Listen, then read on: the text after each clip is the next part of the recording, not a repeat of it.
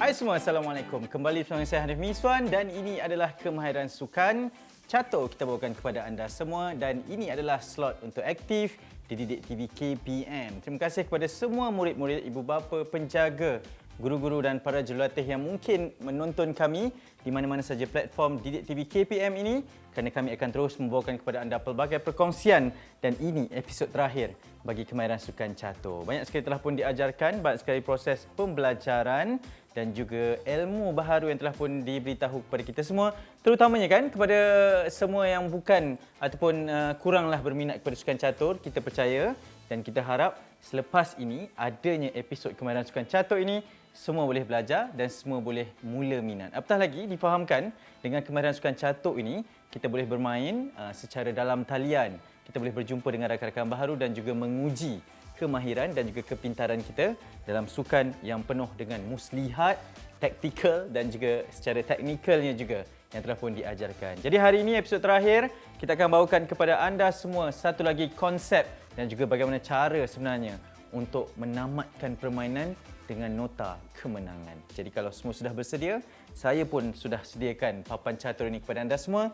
Kita mulakan Kemahiran Sukan sekarang.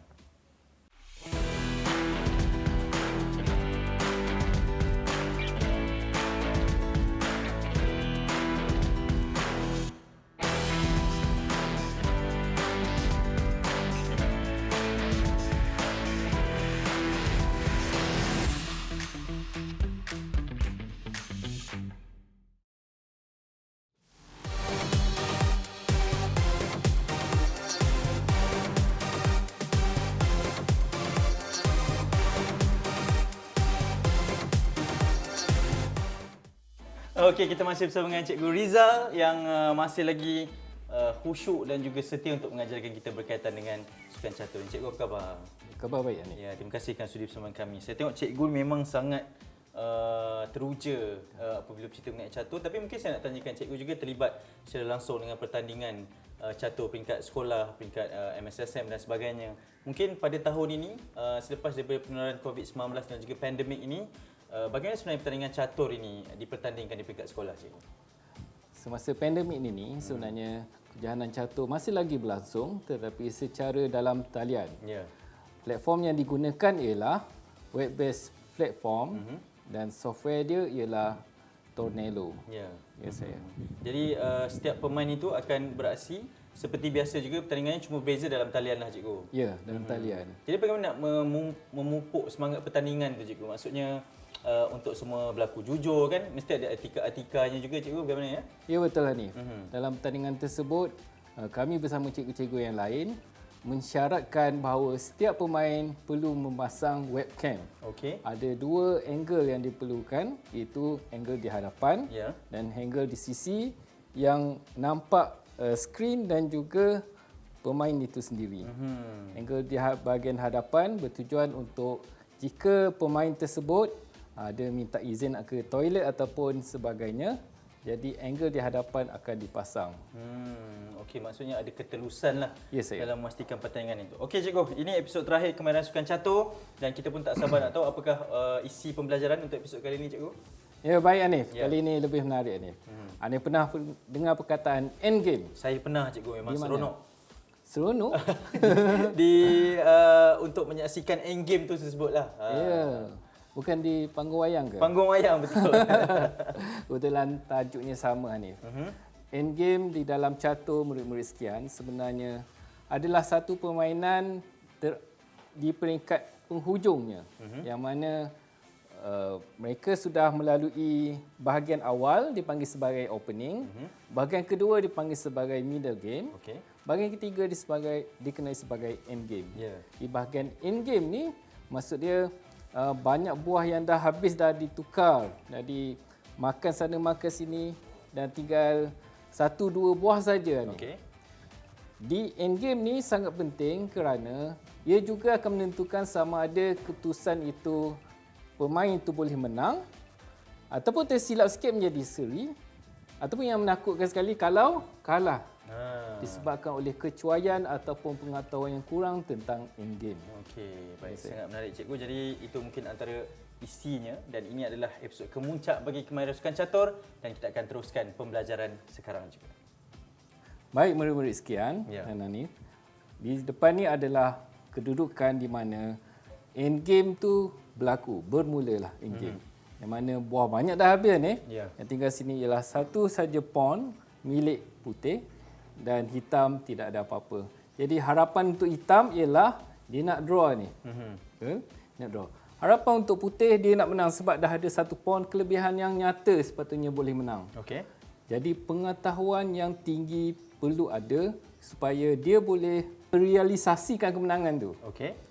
Dalam kedudukan ini, jika putih gerak, putih akan gerak king ke E6. Okey. Jadi black dia akan gerak ke kiri atau ke kanan. Maksud saya ke F8 ataupun D8. Okey. So mana-mana dia gerak, sebagai contoh ke F8. King putih akan ke depan dulu ke D7 dan kemudiannya Hanif. Saya percaya Hanif tahu bahawa putih sedang membuat dorongan untuk pawn terus ke depan promote menjadi queen atau sebagainya.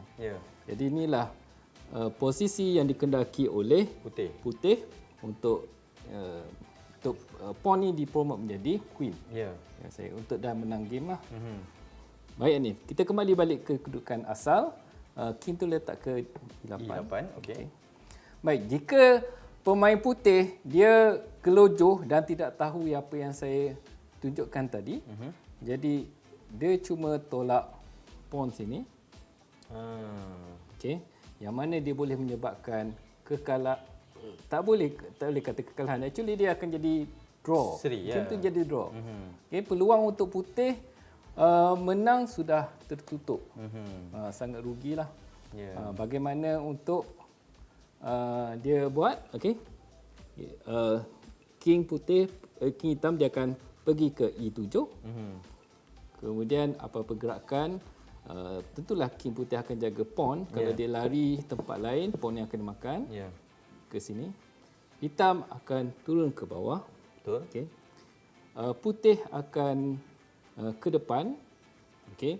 Kat sinilah detik-detik draw itu berlaku. King hitam dia pandai, dia ikut depan king putih. Cek berlaku di sini.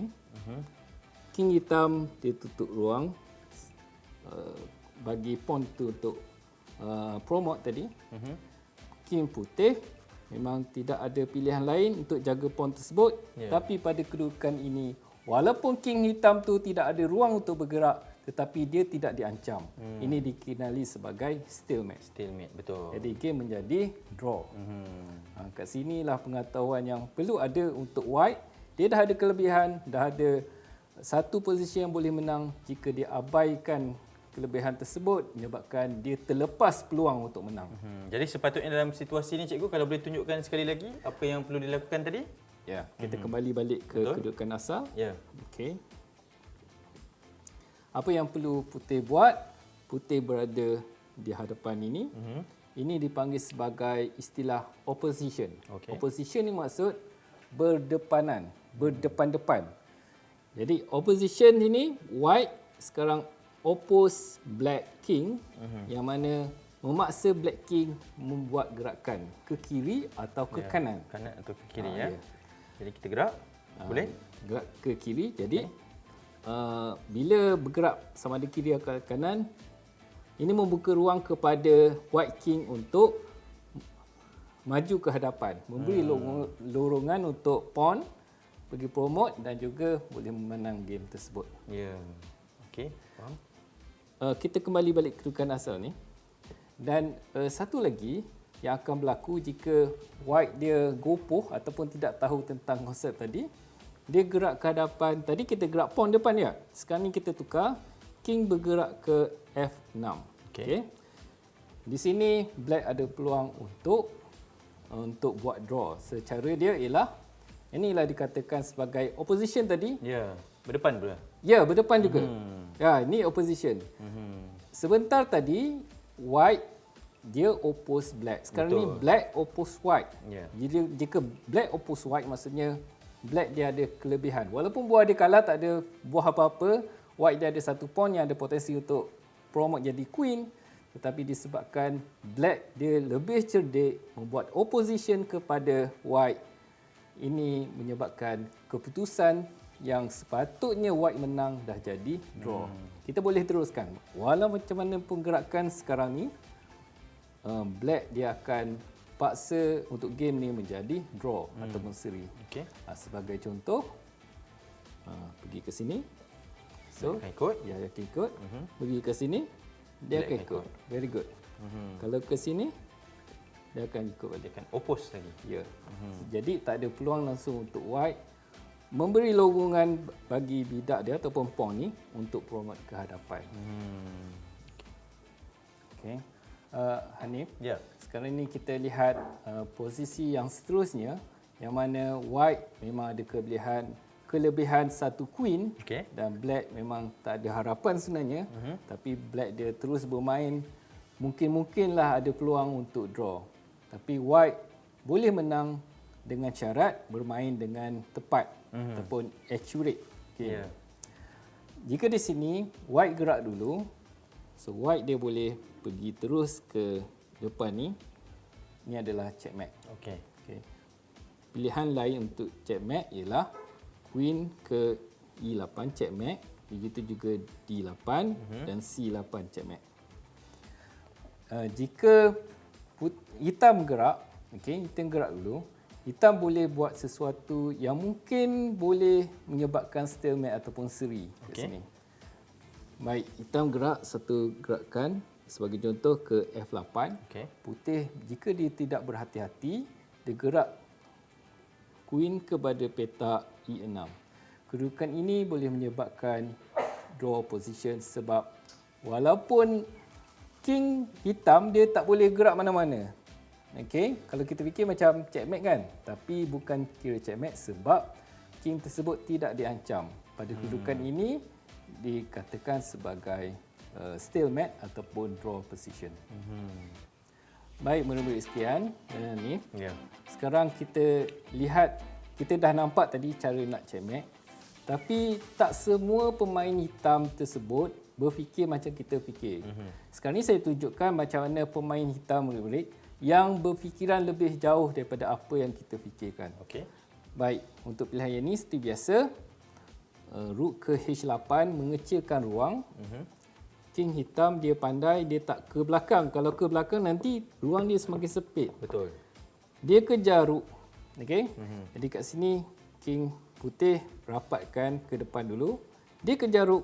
Jadi yang ni pun rook ni kena dialihkanlah, jangan biarkan nanti kena makan. So alihkan satu tempat mana-mana di hujung ni. Kemudian king hitam bergerak ke depan, king putih bergerak, king hitam bergerak. Okey. Jadi kat sini putih bagi rapat. Okey.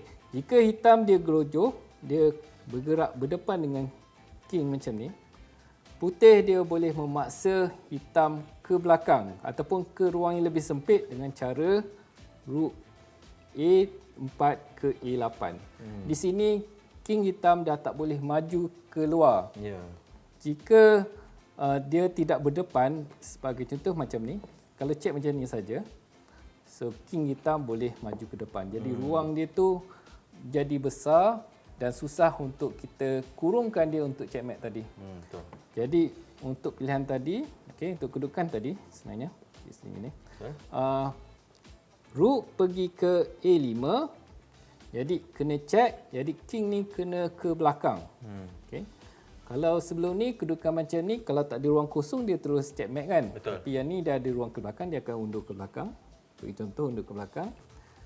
King putih tak perlu berdepan, cuma kita berada di sebelah saja. Kalau berdepan ni dia boleh lari. Okey? Maksud dia lari ni kita tak boleh nak tolak rook ni untuk kurungkan dia. Jadi kita berada di sebelah saja. King putih gerak daripada D3 ke D4 supaya kalau hitam dia gerak yang sama, kita boleh kurungkan dia lagi. Tapi sebenarnya tak semua pemain catur sebegitu. Ada yang pandai, dah nampak macam ni, dia pun lari ke sebelah yang lain. Okey, supaya susah nak kurung. Jadi putih boleh kejar dia Biasa kalau masa lagi depan dia akan terkurung, jadi dia lari ke tepi. Putih mengejar lagi. Lagi kejar. Sampailah hitam tak ada pilihan lain, terpaksa berdepan. Jadi kita kecilkan ruang. Putih kecilkan ruang, menggerakkan rook daripada A5 ke A6. Hitam tak ada peluang lain. Terpaksa mengurungkan dirinya sendiri disebabkan oleh kedudukan macam ni. Sebagai contoh, dia ke belakang. Setiasa putih, dia boleh rapat. Okay. Jangan rapat ke depan lagi. Kita kena paksakan hitam rapat ke depan, baru kita boleh kurungkan dia. So, kita rapatkan ke tepi. Okay. Jika hitam tak nak ke H2 ke depan, lepas tu kita kena dia akan pergi ke tepi ni. Tapi kita boleh kejar dia. Okay. Di sini hitam terpaksa gerak G7. Putih sekali lagi mengurungkan. Jadi hitam terpaksa ke belakang lagi. Sampailah satu tempat yang mana putih dia mudah untuk buat checkmate. Untuk kedudukan macam ni, putih terpaksa buat sesuatu supaya dia dapat berdepan dengan king hitam. So kalau dia buat macam ni, nanti king dia akan lari kan. Dia ke G6 dulu. Okay. Sebagai contoh. Dan jika king hitam dia cuai, masa ni terus boleh buat checkmate lah. Okey. Jika dia ke sini, ya, di tempat lain, okey, putih dia boleh buat kejar dulu sikit lah, kejar dulu sikit. Okey, kalau dia ke belakang ni, of course saya kena checkmate, dia akan lari sikit. Di sinilah kita tarik dulu rook ke H7. Kemudian kalau king hitam ke E8, yang mana kita tahu kalau kedudukan macam ni, kalau kita tolak sini tak checkmate lagi, dia boleh lari. Okey. Jadi kita delaykan satu gerakan. Okey, cara dia di delay dulu kat sini. Okey, dia ke belakang. Okey. So kat sini actually kena buat sesuatu lah sikit. Delay kat sana dulu. Okay, dia kena ubah suai supaya kedudukan yang macam saya tunjuk awal tadi berlaku. Ke sini. Tu delay sekali lagi. Kemudian dia bila dia terperangkap ke tepi sana, kejar lagi, dia terpaksa gerak satu lagi gerakan yang mana ni membolehkan white untuk buat checkmate. Terus ke rook ke B8 checkmate.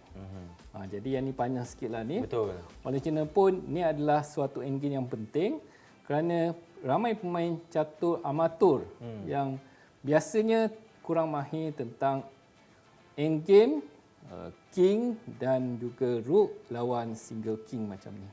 Dia tak pandai nak buat checkmate. Jadi inilah cara yang nak kata mudah tak mudah juga ni, tapi bila kita faham konsep kurungkan king tu, jadi kita boleh aplikasikan dalam permainan nanti, dalam tournament nanti untuk buat checkmate. Selagi tak checkmate, selagi itu game tu akan menjadi draw. Jadi inilah ilmu dia.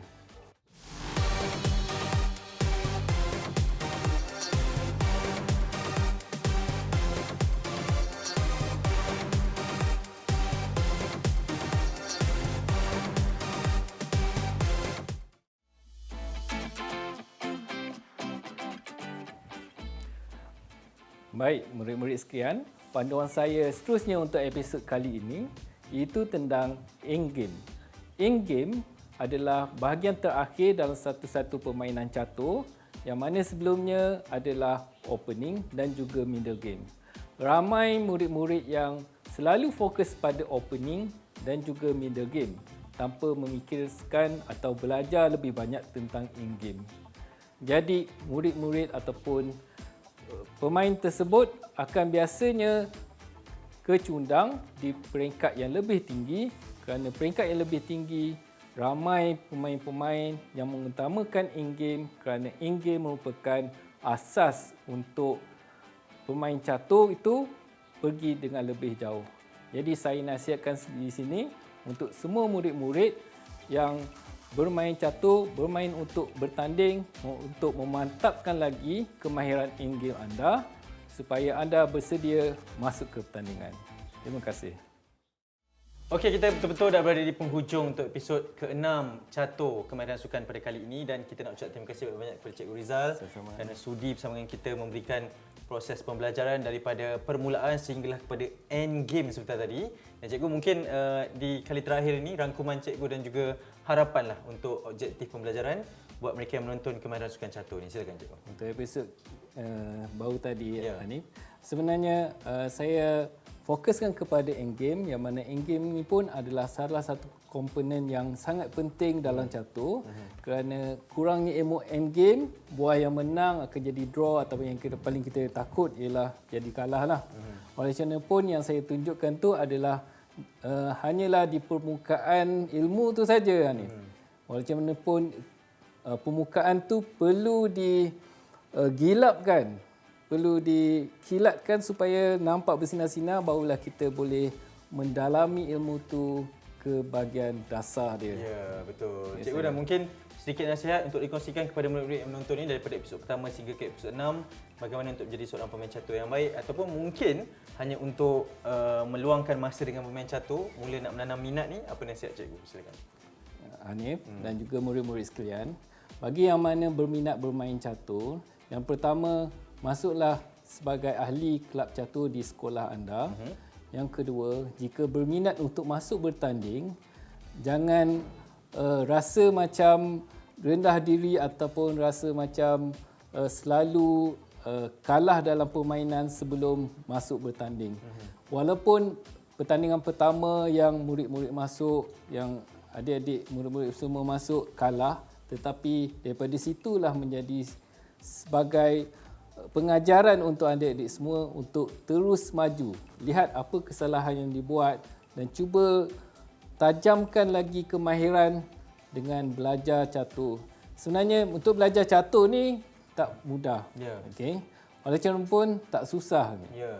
Sebab itu bergantung kepada diri kita sendiri. Kita mesti belajar dengan bersungguh-sungguh. Kalau tak boleh cara satu, boleh guna cara dua. Kita ada di Malaysia ni sebenarnya banyak saja buku-buku catur, di internet banyak saja sosial media yang mana mengkongsikan ilmu catur kepada kita, dan juga rakan-rakan kita juga yang mana minat main catur. Banyakkan sparring, banyakkan bermain. InsyaAllah daripada latihan ataupun permainan yang dibuatkan selalu menjadikan seorang pemain itu ataupun murid-murid sekian lebih baik daripada sebelumnya. Daripada situ, insya-Allah mungkin satu hari nanti anda akan menang dalam satu-satu pertandingan. Seperti mana yang saya dulu ni, sebenarnya masa saya sekolah rendah memang main untuk kalah saja. Di sekolah menengah saya cuba bertekad. Kebetulan pada masa tu ni saya berkawan dengan seorang juara daripada Pahang. Nama kawan saya tu Muhammad Razali. Dia memang sangat power main catur. Saya main dengan dia selalu kalah hingga sampai satu tahap tu dah bulan 8, saya kenal dia bulan Januari. Pada masa tu saya ada peluang untuk menang pun masih lagi kalah. 2 minggu selepas nak hampir menang tu barulah saya menang satu kemenangan daripada beratus-ratus game yang saya kalah. Seperti anda semua murid-murid sekian, jangan rasa rendah diri kalau kalah. Cuba daripada awal, mula-mula cuba berjinak hinggalah sampai satu tahap anda semua boleh jadi juara. Hingga saya bila dah masuk tingkatan 5, saya dapat nombor 6 saja ni. Tapi itulah kelayakan untuk mewakili Terengganu ke MSXM pada masa tersebut. Sangat memberi inspirasi pengalaman dikongsikan oleh Cikgu Rizal. Terima kasih banyak. Dan kita juga ingin menjemput anda semua untuk terus menonton kami di Kemahiran Sukan ini. Ada 6 episod secara keseluruhannya. Boleh belajar dari episod pertama sehinggalah ke episod ini untuk sekurang-kurangnya mempelajari teknik, pengetahuan dan juga kemahiran asas dalam sukan catur. Sekali lagi terima kasih banyak Cikgu. Saya juga nak ucap terima kasih kepada Sekolah Kebangsaan Bukit Jelutong kerana memberikan kami satu tempat yang sangat istimewa ini, lobi caturnya, sudut caturnya, kerana ini adalah sekolah yang memilih catur sebagai kebitaraan mereka. Okey, jadi Cikgu buat kali terakhirnya kita tinggalkan dengan tagline dan juga kata-kata semangat Cikgu. Silakan. Dengan harapan saya di sini untuk ini adalah sebagai titik tolak, mungkin satu hari nanti di Malaysia akan lahirnya seorang Grandmaster. Betul. Jadi tagline saya, melahirkan Grandmaster. Terima kasih, jumpa lagi. Senyum selalu. Assalamualaikum. Bye-bye.